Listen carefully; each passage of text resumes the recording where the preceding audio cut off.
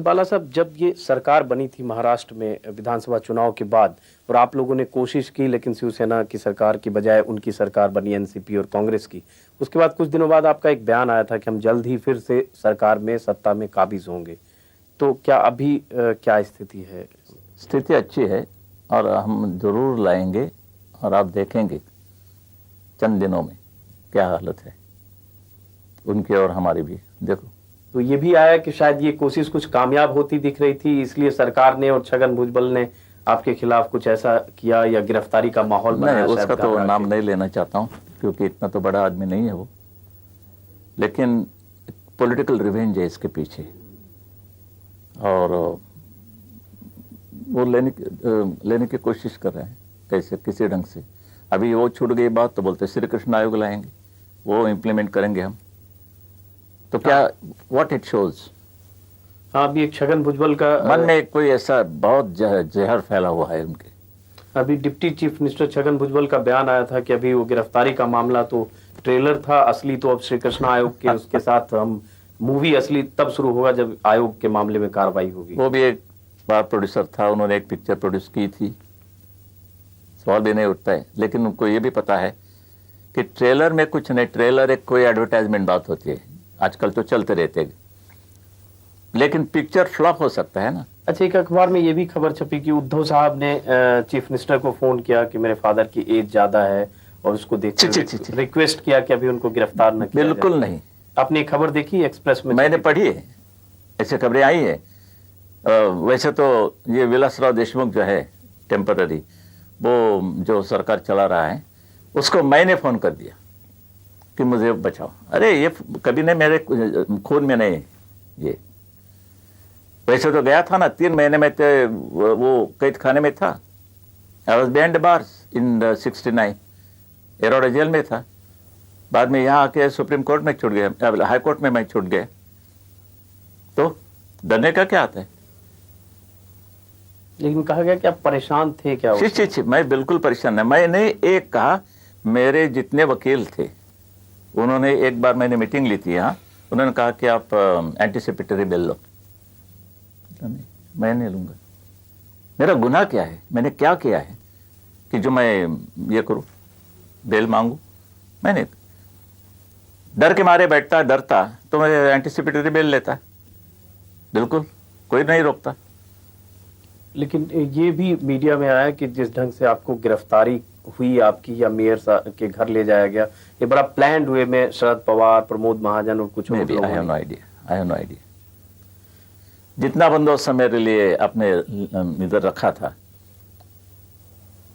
तो एक मानना होगा कि मैं वीरप्पन से भी कोई ज्यादा खतरनाक आदमी हूं। अच्छा बाला साहब, आपकी गिरफ्तारी का जब मुद्दा था उसमें लगा नहीं कि केंद्र सरकार या बीजेपी के दिल्ली में जो लीडर्स हैं उन्होंने खुलकर सपोर्ट नहीं किया शिवसेना को? या आपके पक्ष में जैसे आना चाहिए था एक सीनियर लीडर के पक्ष में? वैसे मेरी अपेक्षा थी, वैसे सच कहूं तो अपेक्षा थी। They have a right, constitutionally भी वो कह सकते थे कि it's not a question of me, it's a question of law and order. Kashmir को लेकर जो भारत सरकार की पॉलिसी है और जिस ढंग से हिजबुल मुजाहिदीन से सरकार बात करने की कोशिश कर रही है, इसको शिवसेना या आप किस रूप में देखते हैं? पता नहीं क्या हो रहा है। वैसे तो हमारे पुराने दोस्त जो है जॉर्ज फर्नांडिस, उस सुरक्षा मंत्री हैं, उन्होंने कभी बयान निकला, कहा कि प्रेस वाले को कहा कि भाई हिजाबुल के पीछे हम नहीं जाएंगे। मतलब भाई पीछे मत तो जाओ, मगर जो आते हैं उसका तो पहला बंदोबस्त करो। जो सरहद है हमारी बॉर्डर, वो क्रॉस करके अंदर घुसपैठ करते हैं, उसका तो बंदोबस्त करो, गोली मारो। लेकिन मुलायम सिंह यादव का एक जैसे बयान आया था कि भारत को सीमा पार जाके एलओसी पार करके भी अगर सीमा पार है उस, देखिए इंटरनेशनल लॉज होते, कोई सीमा पार करना ठीक नहीं है। इंटरनेशनल कोई अंतर्राष्ट्रीय कोई बात होती है, और अंतर्राष्ट्रीय बात भी बहुत वैसे तो एकदम स्ट्रिक्ट है। वो तो हमारे हाथ में एस है। वैसे तो उन्होंने किया है, हम न करें तो अच्छा होगा, क्योंकि वहां तक नहीं। मगर लेकिन मैंने जो शुरू में कहा कि जो अंदर घुसपैठ किया जिन लोगों ने, उसका तो पहला बंदोबस्त करो। आपने ये भी कहा कि मार्शल लॉ लगा देना चाहिए। हाँ बिल्कुल, ये फारूक अब्दुल्ला की जो गवर्नमेंट है उसको बर्खास्त करो और राष्ट्रपति के ये लाएं राष्ट्रपति रूल या मार्शल। लेकिन फारूक अब्दुल्ला भी एनडीए गवर्नमेंट में पार्टनर हैं। कितने, आप दो की बात कर रहे हैं, सिर्फ दो। इससे पहले तो गवर्नमेंट गिराने की उन्होंने बहुत ये कर दी, मदद की। एक आदमी उनका घुमजाव हो गया उसका। दो आदमी से एक आदमी कोई गद्दार निकलता है, उसकी आप चिंता कर रहे हैं। और हमारे तो 15 है, हम तो आपके पीछे मजबूत से खड़े हैं कि चाहे मिनिस्ट्री हो, मिलो न मिलो, मगर लेकिन हम आपके साथ रहेंगे। इस गवर्नमेंट के पॉलिसी से, चाहे इकोनॉमिक फ्रंट पे हो, चाहे एक्सटर्नल अफेयर्स का मामला हो, आप शिवसेना खुश है या आप खुश हैं या आपको नहीं, लगता इसमें है? एक बात होती रहती है, मैं दोष किसी को भी नहीं दूंगा। वाजपेयी की मजबूरी ये है कि 26 से 28 पार्टियां हैं अलग अलग, एक आदमी की भी पार्टी बन गई है, उसकी भी मदद। जैसे कि फारूक अब्दुल्ला की दो हैं, ये नेशनल कॉन्फ्रेंस, उसको भी लेना, इसकी भी लेना, करके करके करके करके ऐसी एक सूजन आई है। और सबको इकट्ठा लेके कोई काम करना, सरकार गवर्नमेंट चलाना बहुत ही मुश्किल है।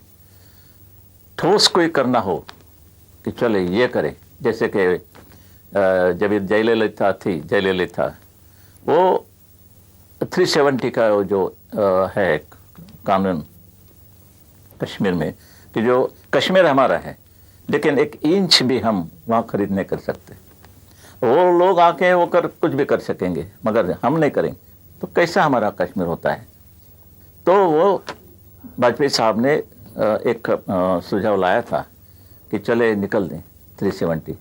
जयललिता ने विरोध किया कि नहीं, उस वक्त उनके काफी लोग थे। लेकिन अब तो बीजेपी का भी जो नागपुर से बीजेपी अध्यक्ष का भी जो बयान आया, उससे लगता है कि बीजेपी भी अब 370 और ये सब मुद्दों को, अयोध्या और कुछ बात तो होती रहती है पार्टी में, क्योंकि कोई बहुत लोगों से पॉलिसी जो है तुम्हारे कोई बात होती है पसंद नहीं।